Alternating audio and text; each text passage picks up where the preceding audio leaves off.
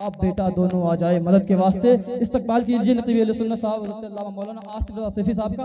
हाथों को उठाइए। नारे तकबीर, नारे तकबीर, नारे रिसालत, मसलके आला हज़रत फैज़ाने सरकार ताजु शरिया उलमाए अहले सुन्नत रज़ाए मुस्तफ़ा कॉन्फ्रेंस।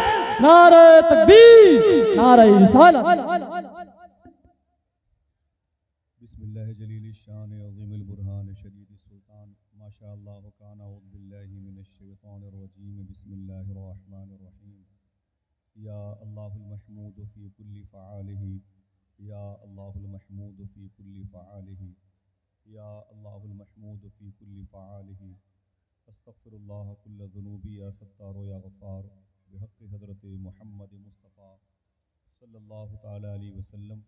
अस्तग़फिरुल्लाह कुल्ल ज़ुनूबी या सत्तारो या गफ़्फ़ार बिहक़्क़ि मख़दूम कायनात व मौलाए कायनात व सरकारान हसनैन करीमैन अली रहमत रिज़वान। अस्तग़फिरुल्लाह कुल्ल ज़ुनूबी या सत्तारो या गफ़्फ़ार बिहक़्क़ि शेख़ अब्दुल क़ादिर जिलानी रूह रूहानी रूह रब्बानी मुहीउद्दीन शेख़ अब्दुल क़ादिर जिलानी। या रूही या क़ल्बी या नूर या गौसुल आज़म या बाज़ अशब या मख़दूम मुहीउद्दीन या हज़रत शेख़ अब्दुल क़ादिर जिलानी। अग़िस्नी व अमदिदनी व नव्विरनी व अस्क़नी व अक़नी व अक्रिमनी व नसुरनी व अंज़ुरनी व रहमनी व आफ़दनी व अरशिदनी। तलअल बद्रु अलैना मिन सनियातिल वदाई वजबत शुक्रु अलैना मा दआ लिल्लाहि दाई। बलगल उला बि कमालिही कशफत दुजा बि जमालिही हसनत जमीउ ख़िसालिही सल्लु अलैहि व आलिही। आक़ा करीम सल्लल्लाहु तआला अलैहि वसल्लम के मुबारक अरफ़ो वाला मकाम को देख करके बरेली शरीफ के इमाम ने कहा था, काबे के बदरुद्दुजा तुम पे करोड़ों दुरूद, तैयबा के शम्सुद्दुहा तुम पे करोड़ों दुरूद, वो शबे मेराज राज वो सफ़े महशर का ताज, कोई भी ऐसा हुआ तुम पे करोड़ों दुरूद। हुजूर के अस्माए नूर की बरकतें देखी तो मेरे इमाम ने कहा कि ज़ात हुई इंतखाब वस्फ़ हुए लाजवाब, नाम हुआ मुस्तफ़ा तुम पे करोड़ों दुरूद। अल्लाह की बारगाह में बतौफ़ैल रसूल अकरम सल्लल्लाहु अलैहि वसल्लम बातिल अक़ायद के नज़रियात के ताबूत में आखिरी कील ठोकने की ख्वाहिश हुई तो मुबारक किताबों के अंबार जमा करने का जज्बा बेदार हुआ। आप फरमाते अपने दिल से काम वो ले लीजिए तुमको जो राज़ी करे, या रसूल अल्लाह तो ठीक हो नामे रज़ा तुम पे करोड़ों दुरूद। इजाज़त दीजिए मैं सलाम करूं, मेरे सलाम का जवाब आप अपनी सुकूनत के साथ दें। अस्सलामु अलैकुम व रहमतुल्लाहि व बरकातुहू। आक़ा करीम सल्लल्लाहु अलैहि वसल्लम की बारगाह में बड़े अदब और एहतराम के साथ दुरूद शरीफ पढ़ें।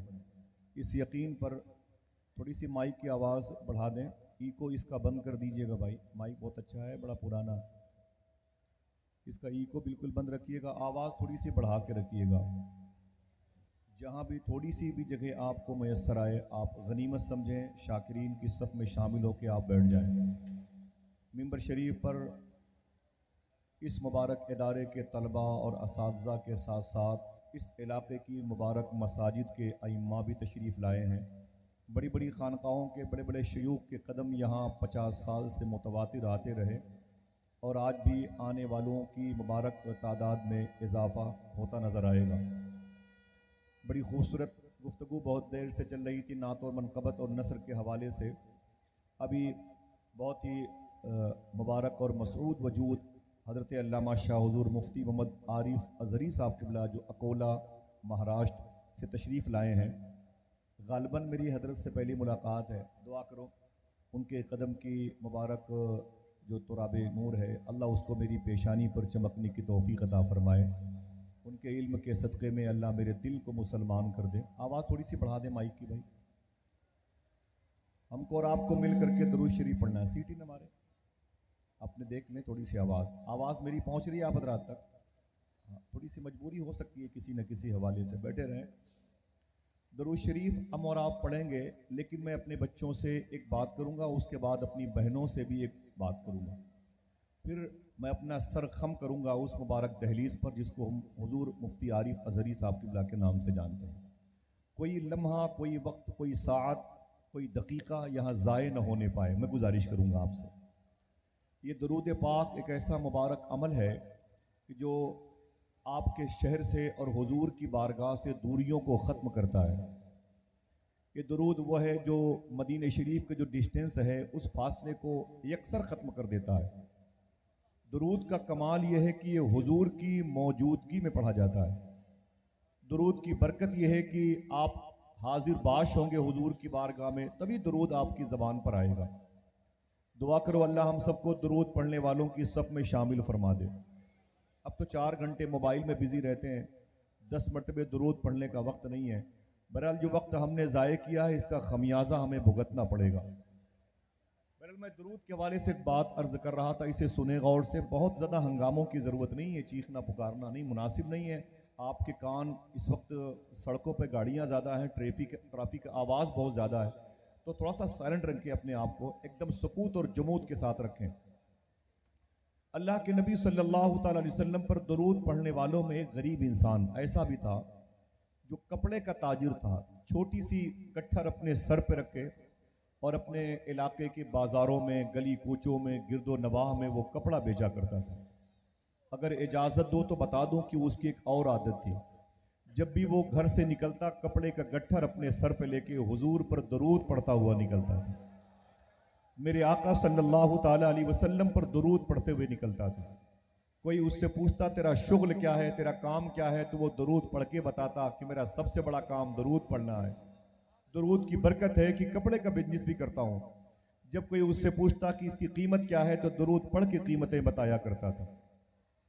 समझ रहे हैं, पैसों के लेन देन में दरूद पढ़ता था, फिर वो पैसों का लेन देन करता था। वो कहता है कि जब मैं वापस आता तो सोने से पहले मदीने वाले पर दरूद पढ़ता था, उठने के बाद बावजू होकर नबी पर दरूद पढ़ता था।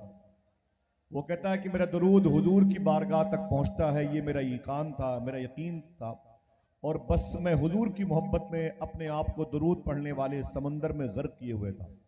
फिर वो कहता है रोते हुए कि एक दिन मैं अपने घर की टूटी हुई छत के नीचे सो रहा था, मेरे ख्वाब में हुजूर तशरीफ लाए। अच्छा, गुरसाहगंज में आने वालों जरा हाथों को उठा के बताओ कि हुजूर आ सकते हैं कि नहीं। अकीदा रखें, अगर हुजूर आ सकते हैं, आपकी आवाज़ को सुन के हुजूर आ सकते हैं, तो ये अकीदा उस वक्त भी फॉलो किया करें जब मोबाइल हाथ में हो और गाने बजाने की तस्वीरें हों। ये भी याद रखा करें आपका ताल्लुक सुन्नी सहीउल अकीदा जमात से, जिसका ये अकीदा है कि हुजूर हमें देख रहे हैं। वक्त नहीं है, मुझे कुछ और बात करनी नहीं है, आप समझदार लोग बैठे हुए हैं। जब ये अकीदा है कि हमारी आवाज़ हुजूर सुनते हैं, हम कहीं भी बंद कोठरी में हुजूर पर दरूद पढ़ें, तो ये भी नज़रिया होना चाहिए कि हमारी बुराइयों पर भी हुजूर की नज़र है। कहीं ऐसा तो नहीं कि हमारे बुरे अमल से हुजूर की रूह मुबारक को तकलीफ पहुंच रही है। अल्लाह के रसूल को ठेस पहुंचा करके अल्लाह की रहमतों की रजा हासिल नहीं कर सकते। समझ रहे हैं? वो आशिक कहता है कि मैं दरूद पढ़ के सोता था, मैं सोया तो मेरे ख्वाब में हुजूर तशरीफ लाए। अल्लाह अकबर। वो आए घर में हमारे खुदा की कुदरत है, वो आए घर में हमारे खुदा की कुदरत है, कभी हम उनको कभी अपने घर को देखते हैं।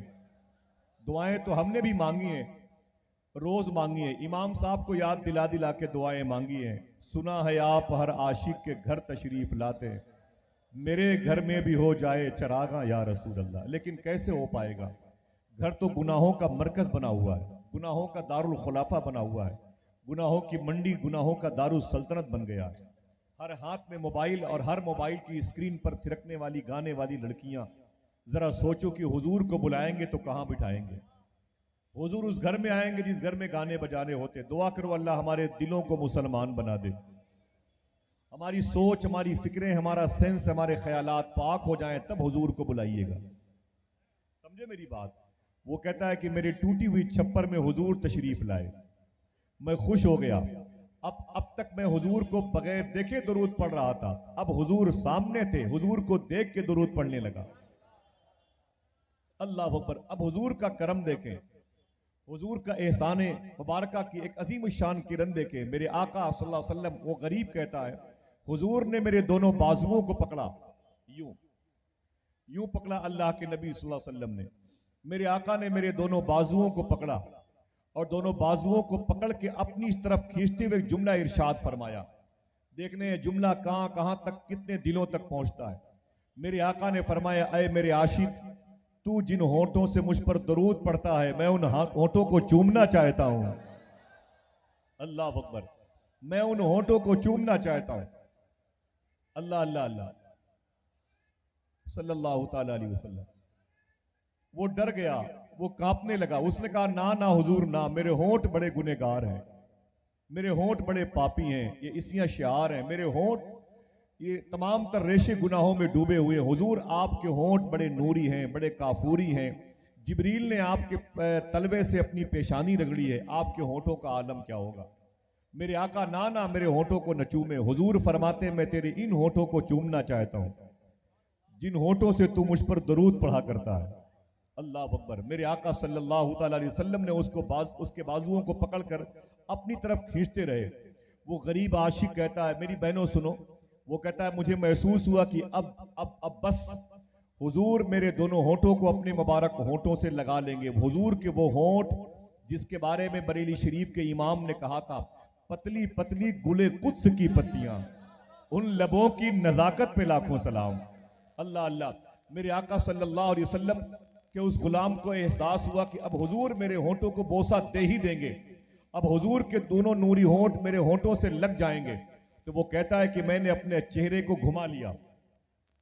जैसे मैंने अपने चेहरे को घुमा लिया, हुजूर के दोनों होंठ मेरे गाल पे चिपक गए। जब मेरे गाल पे चिपक गए तो ठंडक महसूस हुई।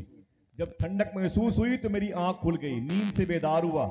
जब मेरी आंख खुली तो मैंने क्या देखा, मेरी झोपड़ी महक रही है। जरा मोहब्बत से कहते हैं सुभान अल्लाह। वो कहता है, मेरी झोपड़ी, मेरा घर टूटा हुआ छप्पर महक रहा था। मैंने फजर की नमाज पढ़ी। नमाज के बाद मैं गली से गुजरा तो मेरे मोहल्ले के लोगों ने दौड़ा के पकड़ा मुझको। बोले, भाई ठहरना ठहरना, किधर जा रहा है तू, किधर जा रहा है। मैंने कहा, क्यों।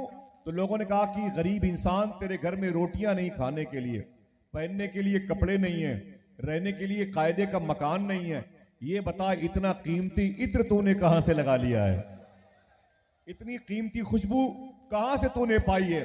तो वो गरीब रोने लगा। उसने कहा, जो खुशबू मेरे बदन से आ रही है, ये मेरे बदन की खुशबू नहीं, हुजूर के बदन की खुशबू मेरे बदन से आ रही है।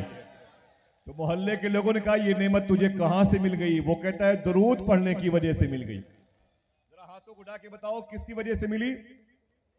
ऊंची बोलो, ऊंची बोलो, किसकी वजह से।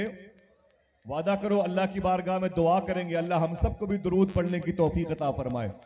आमीन कह दो। बड़े अदब से मिंबर के उलमा भी, तलबा भी, सादात भी, और आप और हम अपनी आवाज़ को बुलंद करें, माँ बहनें अपनी आवाज़ को पस्त करें, बड़ी मोहब्बत के साथ हुजूर की बारगाह में दुरूद शरीफ पढ़े। अल्लाहुम्मा सल्ली अला सय्यदना व शफीअना व नबीना मौलाना नूरिका मुहम्मदिन व इत्रतिही व बारिक व सल्लिम बिअदद कुल्ल मालूम लक। माइक की आवाज़ पे बड़ा लोड है, ये बहुत अच्छा माइक है। मैं इस पे 2-2 ढाई घंटे, शानू भाई जानते हैं, मैं इस पर गुफ्तगू कर चुका हूँ। माइक की आवाज़ पर बड़ा लोड है, थोड़ी सी आवाज़ इसकी और नॉर्मल करें, हल्की आवाज़ करें। यकीन माने मैं भूल जाता हूँ मैं घर पे कब सोया था, मुझे याद नहीं आता। मैं इसी कुत्तों के तरीके से भागता रहता हूँ। बगदाद शरीफ से आया था, 8-10 दिन हुए। आया तो सीधे अपने भाइयों की मजलिस में आया। आज तकरीबन 8-9 दिन हो गए। इस मुबारक मजलिस में अल्लाह ने हम सबको एक दूसरे से करीब रखा, बड़े अदब और एहतराम के साथ। तकरीबन 50 साल हो रहे हैं हाजी मज़हरुद्दीन साहब क़िबला को इस इदारे की बुनियाद रखे हुए। इस ज़मीन ने हुजूर शेर बेशैल सुन्नत के कदम को चूमा है, सुभान अल्लाह कह दें। इस ज़मीन ने हुजूर मुफ्ती आज़म के कदम को चूमा है। इस ज़मीन ने हुजूर ताजुल शरिया और मुहद्दिस बरेलवी के कदम को चूमा है। इस ज़मीन ने सादात बिलग्राम शरीफ के कदम को चूमा है। कैसी मुबारक ज़मीन है ये। अल्लाह इस ज़मीन के ज़र्रों को सलामत रखे, इसका आजर हाजी साहब के दर्जात की बुलंदी की सूरत में अता फरमाए, और उनके घर के सभी अफराद के ईमान व अकीदे के बाजुओं को ऐसा मजबूत रखे कि वो जहाँ कहीं भी हों, अल्लाह उनकी ज़ात से दीन व सुन्नियत को फ़रोग़ अता फरमाए। आला हज़रत के मसलक व मशरफ़ की अलम को उठाने की सलाहियत व ताकत व क़ुव्वत अता फरमाए। ये कुरान की दरसगाह है, ये जिसे रज़ाए मुस्तफ़ा के आंगन में ये तलबा रहते हैं, जहाँ तकरीबन 46 तलबा कराम आज फारिग हो रहे हैं। यहाँ कुरान की तालीम होती है। अजीब बात है, आप और हम इनसे नफरत करते हैं, इन बच्चों से प्यार नहीं करते, इनके लिबास से हमें नफरत होती है, हमें इनके ज़ात से बड़ी ही परेशानी पैदा हुई है। इनकी वजह से हम बड़े बड़े पढ़े लिखे लोग, बड़े बड़े डॉक्टर से, बड़े बड़े इंजीनियर से, बड़े बड़े वकला कहते हैं ये मदरसे के बच्चों ने तो डुबो के रखा है, मदरसे के असातिज़ा ने, मौलवियों ने तो ख़राब कर रखा है। लेकिन चुपके से बता दूं, पूरी दुनिया का सरदार बन गया वाशिंगटन का बादशाह, लेकिन अमेरिका की पार्लियामेंट में अगर किसी का नाम सुन के किसी का दिल दहलता है तो मदरसे के बच्चों का ही नाम सुन के दिल दहलता है। वो तुम्हें नहीं जानते, इन्हीं कुरान पढ़ने वालों से खाइफ है। आखिर बात क्या है, आज जिस कुरान को हम छूते नहीं है उस कुरान को ये पढ़ते हैं, जिस कुरान से हम मोहब्बत नहीं करते उस कुरान की तालीम यहाँ दी जाती है। हाजी साहब क्या कंपोज खाए हुए थे? हाजी साहब क्या एविल की गोली खाए हुए थे? उन्हें शोर नहीं था ये यहाँ इदारे की कायम करने की वजह क्या है, जरूरत क्या पड़ी है? हाजी साहब को बुजुर्गों ने पाला था, हाजी साहब के दिल में हुजूर मुफ्ती आजम की मोहब्बत थी, हाजी साहब के दिल में बरेली के बे के जबर के उस मुबारक खुशबुओं से इस्तेफादा करने की ताकत थी जो उन्हें अपने अकाबरीन से मिला। वो अजीम नेमत थी हाजी साहब ने, वो कारनामा अंजाम दिया है खुदा की कसम। इधर से गुजरने वाले बच्चे, वो चाहे हिंदुओं के हों चाहे मुसलमानों के हों, अगर वो बीमार होते हैं ना तो सूफिया कहते हैं कुरान की तिलावत की बरकतों से अल्लाह उनके बच्चों को शिफा अता फरमा देता है। इस इदारे के तलबा से, असातिज़ा से मोहब्बत किया करो, जो इसके कार खैर में शरीक हो उनसे मोहब्बत किया करो। माँ बहनें बैठी हुई हैं, 2 मिनट में एक बात करूंगा, उसके बाद मैं नारा लगाऊंगा और अपना सर झुकाऊंगा, उसके कदम के नीचे रखूंगा, जिसको हम मखदूम ग्रामी मुफ्ती आरिफ अजहरी के नाम से जानते हैं। बैठे रहिएगा, जोर से बोलना भी नहीं है, माँ बहनों के लिए जगह नहीं है, मेरे भाइयों के लिए जहां पर आप हैं जब तक रहें दिल कहें, अल्लाह आपको इसका अज्र सवाब की सूरत में देता रहेगा। देखिए ये कुरान की दरसगाह है। एक ऐसे ही जलसा हो रहा था जिस जलसे में खतीब ने तकरीर की, टॉपिक था कुरान। क्या मौजू था? ऊंची बोले। टॉपिक था कुरान। ऐ बहनों कुरान पढ़ा करो, ऐ मेरे भाइयों कुरान पढ़ा करो। कुरान की तालीम, कुरान को छूना, कुरान को देखना, कुरान से मोहब्बत करना, ये बाइस अजर व सवाब है।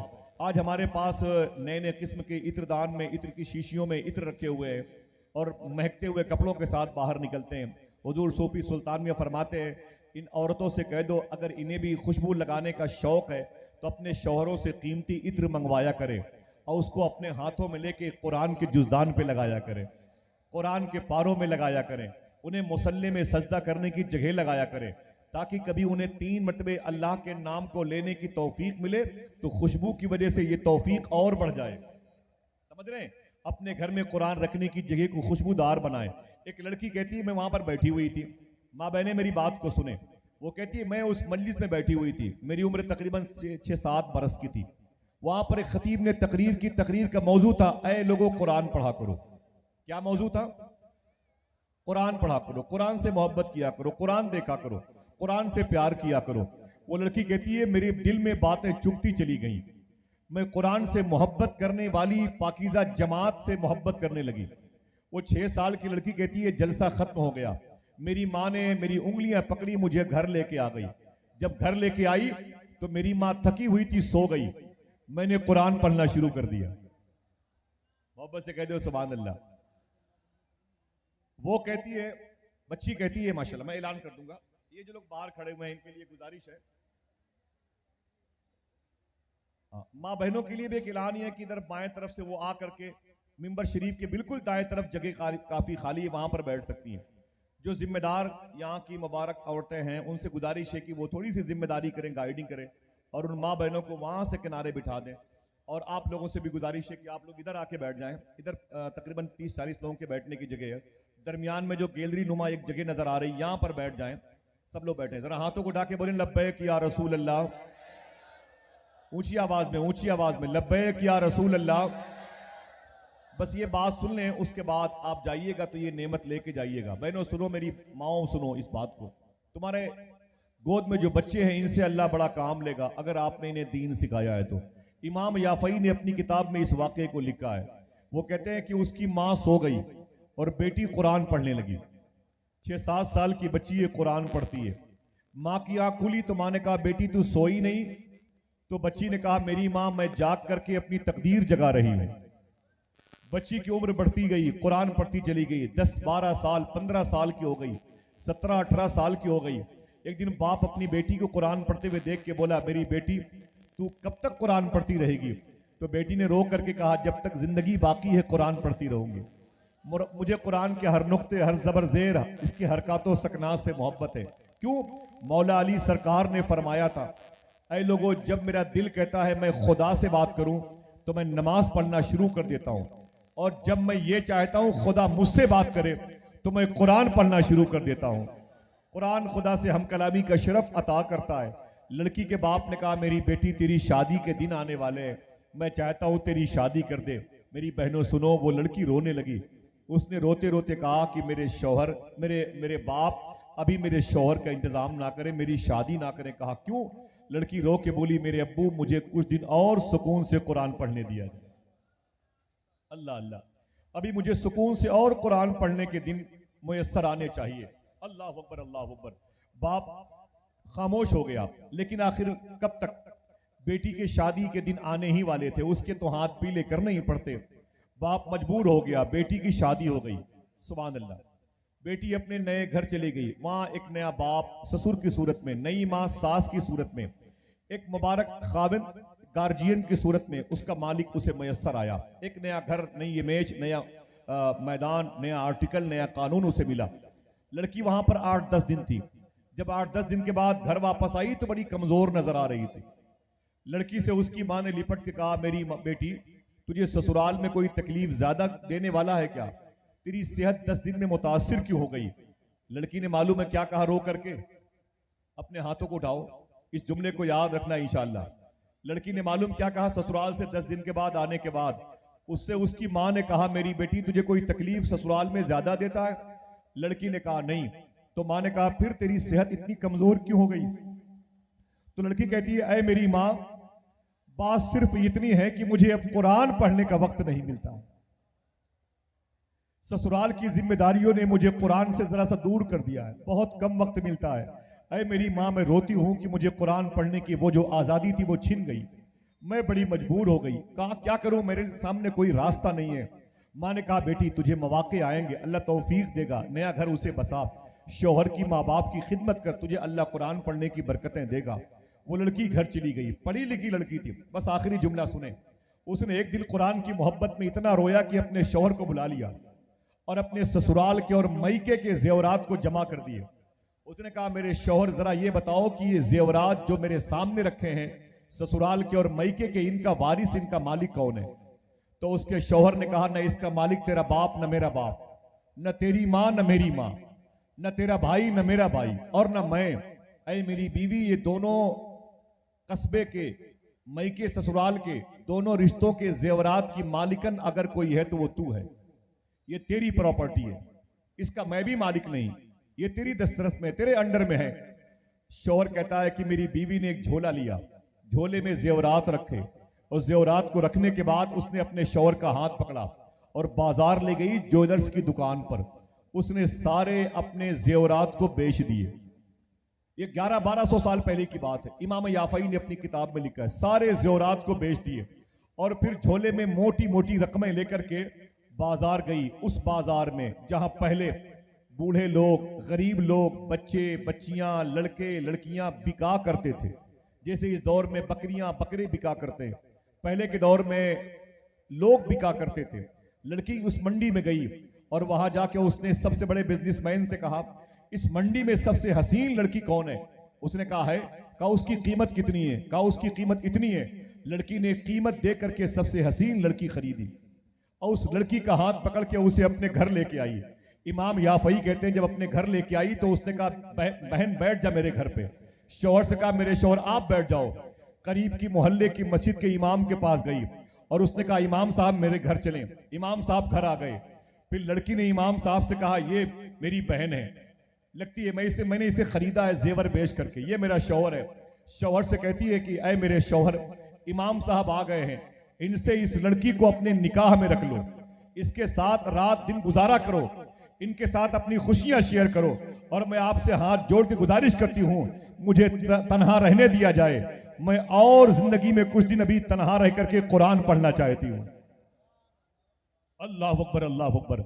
मैं तन्हाई में कुरान पढ़ना चाहती हूं। ऐ मेरे शौहर, अगर तुम्हें कोई तकलीफ हो तो मुझे आवाज देना, वरना मुझे कुरान पढ़ने दिया जाए। ऐ बहन, इस शौहर को अपनी जिंदगी में कबूल कर ले, और तुझे मैंने सारी खुशियां अपने शौहर की दे दी है। ऐ शौहर, मैंने अपने हाथों से अपने सौतन का इंतजाम किया है, मेरी खुशियां यही है कि मुझे कुरान पढ़ने दिया जाए।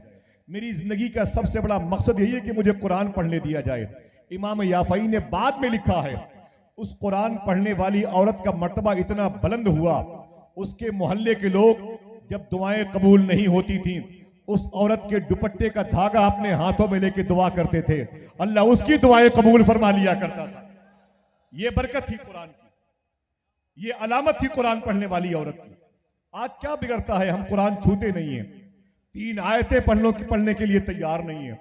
कुरान के ऊपर जुज़दान पे इतने गर्दो गुबार लगे हुए हैं, अगर 3 किलोमीटर तक पानी न मिले तो लोग कहते हैं कि कुरान के जुज़दान के ऊपर इतने गर्दो गुबार हैं कि अगर हाथ मारा जाए तो इतनी गर्द हाथों में आ सकती है जिससे तयम्मुम हो सकता है। समझ रहे मेरी बात? कुरान को भूल करके क्या चाहते हो कि कामयाब हो जाओगे, पैसे आ सकते हैं, सुकून नहीं मिलेगा, गाड़ियां दरवाजों पर खड़ी होंगी, लेकिन बीमारियां आपके साथ होंगी। दुआ करो, अपने हाथों को उठा करके इस मुबारक इदारे के साये में हम दुआ करते हैं, ऐ मेरे मौला हम सबको यहां से लेके वहां तक और उधर से लेके उधर तक तमाम तर माँ बहनों और भाइयों को अल्लाह कुरान पढ़ने की तौफीक अता फरमाए। हाथों को उठा के बोलो आमीन इंशाअल्लाह। बड़े अदब के साथ रहें और बच्चों से गुजारिश कर रहा हूं, मोबाइल के सहारे से कभी कुरान की कुछ आयतें सूरतें याद भी कर लिया करें इंशाअल्लाह। इंशाअल्लाह बोले। अब दरमियान से कोई एक नारा लगाए, एक नारा हुजूर की मोहब्बत में। माशाअल्लाह,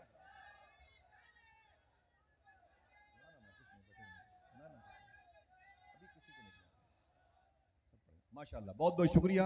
अब बैठे और आप अदब और एहतराम के साथ जितनी खूबसूरत आवाज़ें हैं उन आवाज़ों का सही इस्तेमाल करें, वक्त को ज़ाय ना करें।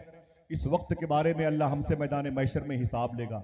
मैं नात के 2-3 शेर पढ़ता हूँ। शेर बड़े मुश्किल हैं और आसानी से पहुँचते हैं। ये कोई ज़रूरी नहीं कि हर शेर पर हर शख्स सुभान अल्लाह कहे, लेकिन नात के शेर का ताल्लुक साहिब नात से होता है, इसलिए आशिक नात की जिम्मेदारी बनती है कि उसका दिल कहे तो सुभान अल्लाह कह दे। आका मदीने पहुंचे तो अहले नजर खुले, आका मदीने पहुंचे तो अहले नजर खुले, एक दर को छोड़ आए तो फिर कितने दर खुले। मुश्किल शेर है, 1-2 लोग सुभान अल्लाह कहेंगे बस। मेरी बातों को आहिस्ता से सुनना करें जैसे आप सुन रहे हैं। आका मदीने पहुंचे तो अहले नजर खुले, एक दर को छोड़ आए तो फिर कितने दर खुले, और मौसम भी बेअदब नहीं होता कभी वहां, चलती नहीं हवा भी मदीने में सर खुले। मौसम भी बेअदब नहीं होता कभी वहां, चलती नहीं हवा भी मदीने में सर खुले, चलती नहीं हवा भी मदीने में सर खुले, और सीरत का उनकी कोई इहाता करे भी क्या, पूरी तरह कहां भी खैरुल बशर खुले। सीरत का उनकी कोई इहाता करे भी क्या, पूरी तरह कहां भी खैरुल बशर खुले। आका करीम सल्लल्लाहु ताला अलैहि वसल्लम की मुबारक बारगाह नूर में नस्र का खिराज पेश करने के लिए अकोला ये महाराष्ट्र का हिस्सा है, मुंबई से कुछ घंटों के फासले पर है। आइए उस जमीन नूर से निकले।